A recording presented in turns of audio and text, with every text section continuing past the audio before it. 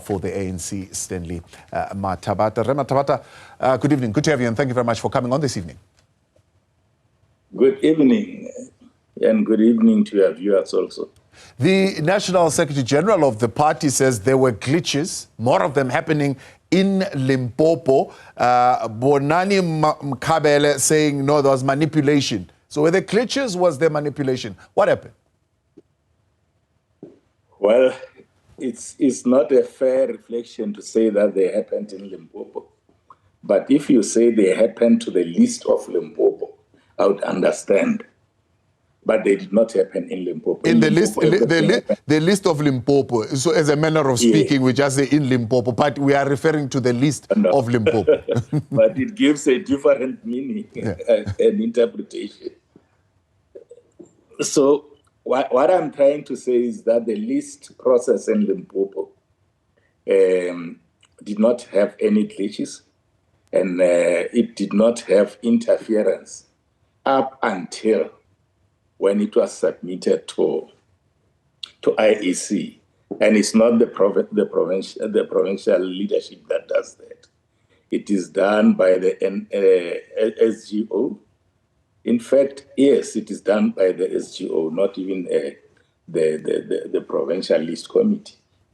So you are confirming the fact that the provincial list committee actually did not see the list that was submitted to the IEC because it was submitted, well, others are saying, by the elections agents. No, I'm not trying to confirm anything here. I was just clarifying the process. That the process up till it left the province, it did not have problems. The problems that we started noticing the problems when we saw the list that was submitted to the IEC. Hence, we had a meeting today as officials of the province. I was in Durban today, this morning, with the officials of the national office bearers, as where the national office bearers were telling us the process as to how is the process going to unfold to correct the wrongs that may have happened. Yeah. And I am afraid to divulge anything on that matter at this juncture because it is in the hands of my superiors, the National Secretary General. But of the African Nation. As the province coming from your meeting now, are you saying to us, you know why a new list had been submitted to the IEC as opposed to the official one that you would have known as the province at the end of the list process? That wouldn't have come from my mouth. I did not say that. I'm asking you a question. Are you at a point where you know how a new list would have been submitted completely different to the one that you would have finalized? Listen to me. Then is then that you can make an inference after listening to me. I am saying to you, the list process in Limpopo was very smooth, and it went on following all the guidelines. Yes. We did not even violate any single clause of the guideline up until the list was submitted to IEC. And I am saying to you that at that level, the province is no longer there. Right. So I can't know anything about that list. The only thing that I know about the list that was submitted to IEC is that we had problems with it as a province. Yes. Yeah. We then, hence, we requested a meeting with the national office bearers and the SGO. And the SGO and the national office bearers met with us today. And they assured us that they are going to follow the matter to the letter. Yes. And up until they do so, I can't come here to you, to the media, and start saying that I know this, I don't know this. I understand you clearly, what you're saying. You are saying it's not the province's issue because you submitted the list. Up until that point, you had done as a province everything right? And the list was then at national. Absolutely. Hence, I'm asking you the question, as province, have you been cleared by national as to what happened to the list that you submitted to national not corresponding with the list that eventually made it to the Electoral Commission of South Africa? We don't need to be cleared because we were out of the game already. How do you clear me after I have completed my 90 minutes of play? It can be. When all these things happened, we were out of the game already. That is why we were the plaintiff in this particular case.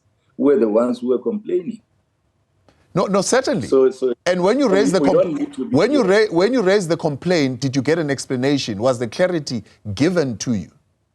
Hence, I am saying to you that this matter is now within the domain of the national office bearers. And we met with them today.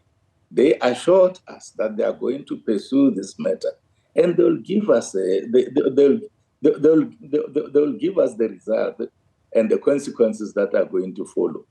But as for now, I think it will be very premature for me to come here on national television and say I know what is going to happen.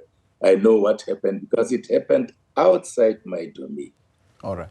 So province is not at this particular point even engaging the aggrieved candidates about the fact that there could have been this alteration of their position on the list that was submitted to the IEC.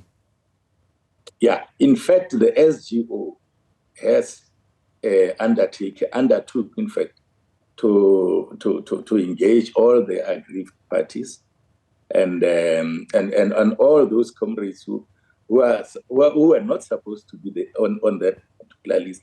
The SGO is going to engage all of them, and then they will come back to us and give us a feedback. And you, at this particular point, have no way of knowing what the process will be to rectify that?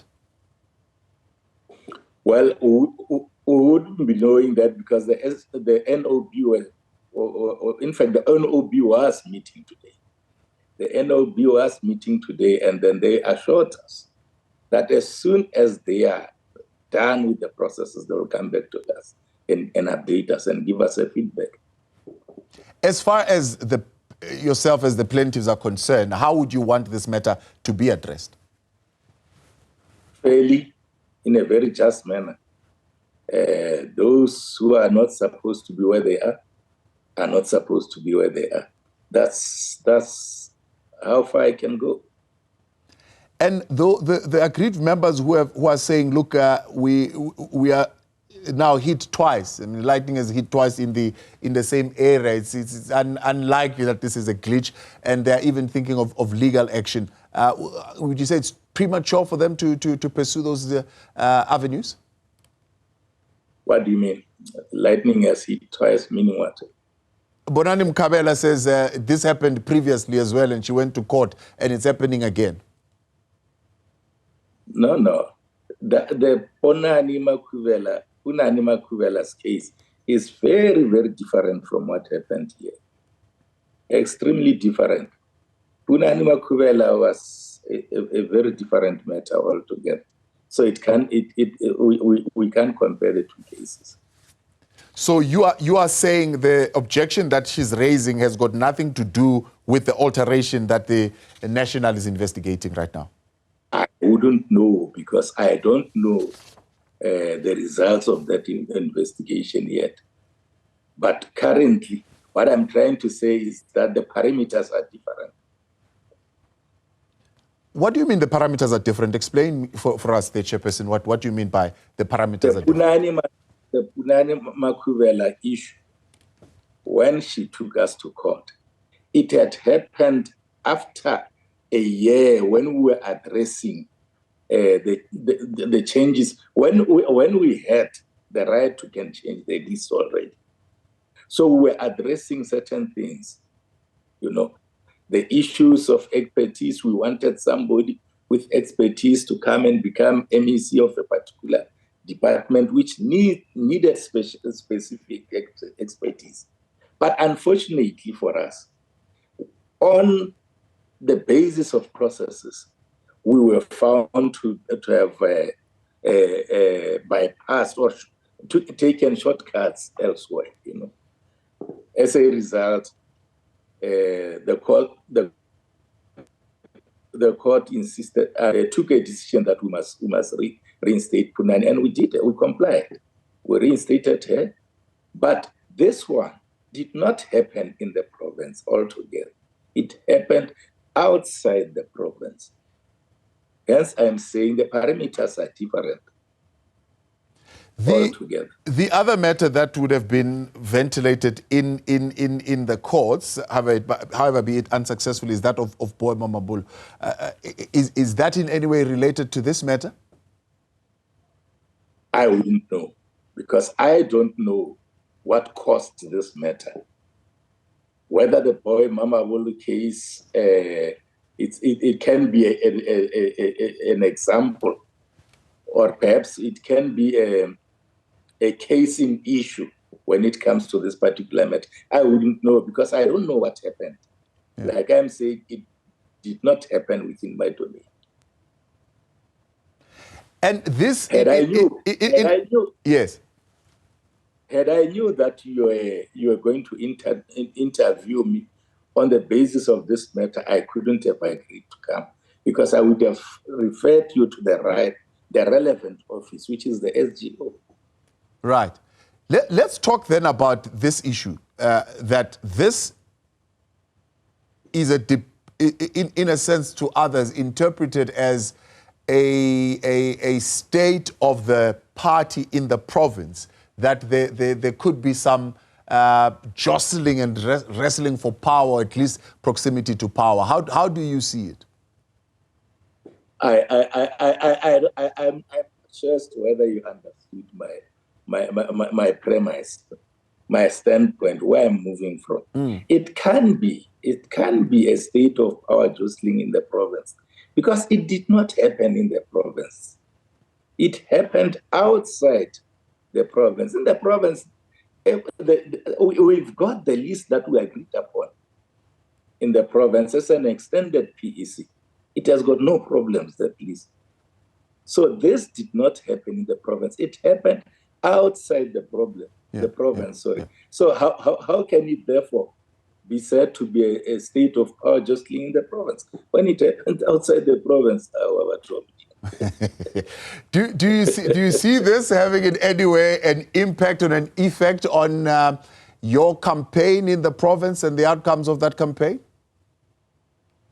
No, I don't think so, because I'm sure that the affected comrades are disciplined comrades, because till thus far, they've given the ANC a chance of rectifying the problem. And I'm sure that they will continue working campaigning for the ANC and allow the NOB to resolve this matter. And the ANC will be able to resolve this matter, I'm sure about that.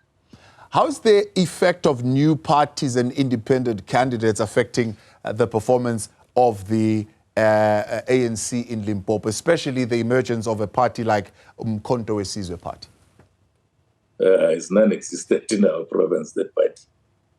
It's absolutely non-existent. I'm not sure as to whether I should say parties such as Contextualizing are parties that has got no base in as far as our province is concerned, because there are few individuals, very few individuals. You'll remember that they wanted to organize a rally in Malamulela, and they failed. It could not take off. So I don't know of any big meeting that they organized in our province and the meeting was successful. I don't know about that. I don't know of any. So in our province here, I don't see any serious impediment when it comes to the voting population. Our people are able to see for themselves as to what the ANC did in this province, how we found this province 30 years ago, and where the province is at the present moment and juncture. So there's no ways in which our people can be tossed around by any Mickey Mouse party. The latest by-election in Seshego, once again showing the ANC coming out victorious. Do you think the outcomes of Ward 10 by-election are an indication of certainly how you're going to perform? Normally, by-elections are sort of pointers for the bigger things to happen. So we are winning almost every by-election in this province, if we can agree. What 10 is not the only one that we're talking about. The by-elections that we had in this province, almost all of them, if not 90% of them, we won all of them, except for one, if I'm not mistaken, in Tabazimbi. But all the by-elections that we contested, we won all of them. So I can be justified when I say those are correct pointers for the African National Congress in this province. Are you concerned, though, I mean, might do well provincially with the polling that is indicating, I mean, it's not a decisive thing, it's of course polling that is suggesting a decline of the ANC nationally? Well, looking at the current campaign trail, and the involvement of all these comrades, the stalwarts and everybody who has put his and her hands on deck currently, I'm almost convinced that we'll turn around the spoils, you know. But and remember, the local government elections are usually not a good indicator for the national and provincial government elections. You know, because at local government, people are concentrating on different things. But at national government, we're concentrating on macro issues. As a result, I've got no doubt that we'll even win Gauteng and KZN. And we'll make a very serious dent in the Western Cape also. Because this campaign, the way it is on real issues, tangible issues. And we are able to produce evidence as the African National Congress and say, this is what we have done, and this is what we are going to do, and this is evidence that we are going to produce in as far as this field or this sector is concerned. If you look at our manifesto is not just a list of wish lists. It has got a baseline study. We are saying we are going to move from 1 to 3, and here are the 6 priorities that we are going to concentrate on. Very focused, very pointed, and I'm not sure. I mean, even the balance of evidence is backing us. Yeah. The Minister of Water and Sanitation recently spoke to us. I mean, as early as last week, he was there. He was assessing the progress of the Giyani water project. When you go on the ground and you do your door-to-doors, is the water issue a big question mark for the people of Limpopo? Yes. Yes, there I agree with you. That is a very big issue for the people. In fact, if you look at the issues that the 7th administration is supposed to concentrate on in this province, only 3 issues. Is water being number 1, and jobs, job creation, and to some extent, roads. Those are the 3 key issues that the 7th administration needs to concentrate on. But I totally agree with you on the issue of water. We still found wanting on the issue of water. But the Giyani project, I'm satisfied with the progress since Minister Mkunu started intervening there. We appreciate your time and thank you very much for coming on.